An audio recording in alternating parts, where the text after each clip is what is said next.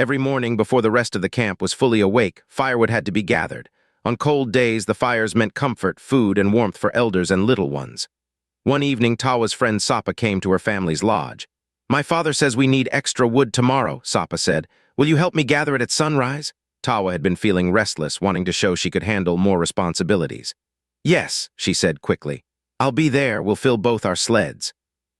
They planned where to meet, near the edge of camp where the path led to a stand of trees. That night, Tawa lay under her blankets, listening to the winter wind. Excitement fluttered in her chest at the thought of being up before the sky lightened, working like the older children. She imagined Sapa's father nodding in approval at the high stacks of wood. Sleep came late.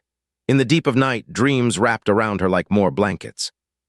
When a faint, pale light began to touch the lodge walls, Tawa's mother stirred, but Tawa did not wake. Outside, Sapa stood by the path, breath forming clouds in the freezing air. He shifted his weight from one foot to the other, pulling his blanket tighter. The eastern sky grew slowly lighter. Maybe she is a little late, he thought. He waited until the light stretched higher. His fingers grew numb. At last, he sighed and set off alone, his sled creaking over the snow. Disappointment clung to him like the cold.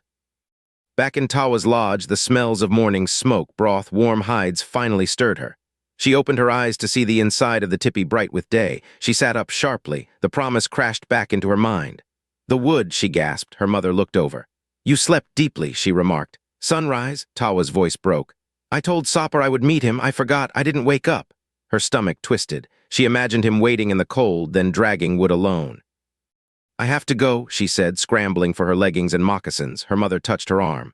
"He is likely already finished or nearly so now," she said. "If you go to speak, not to gather." Tawa swallowed and nodded. The shame of her broken promise felt heavier than any wood she might have carried. She hurried to the edge of camp. Sapa and his father were returning, their sled piled high. Sapa's face was red from the cold and effort. He looked up and saw her. "Tawa," he said, breath puffing. "You are late."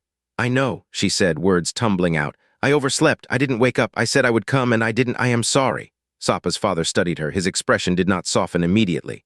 "We counted on you," he said. "Two sleds carry more wood than one." Tawa nodded, feeling small. I could help stack the wood," she offered. "And tomorrow, if you still want help, I will ask my mother to wake me early. I won't rely on myself alone." There was a long pause. Sapa looked from his father to Tawa. At last, Sapa's father spoke. "A promise is like a rope," he said. "When it breaks, it cannot be the same again, but it can be tied, and sometimes the knot makes it stronger if you are careful." He gestured toward the sled. "Come help stack, and tomorrow we will see if you tie that knot." Tawa spent the next while lifting heavy logs, her muscles burning. She said little, letting her work carry what her words could not.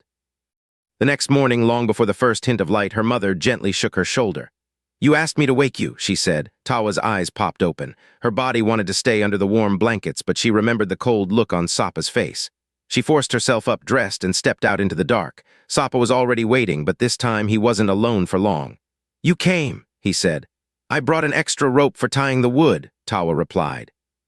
"And I told my mother to check that I truly got up." Sapa smiled a little. "Good. 2 sleds are better than 1.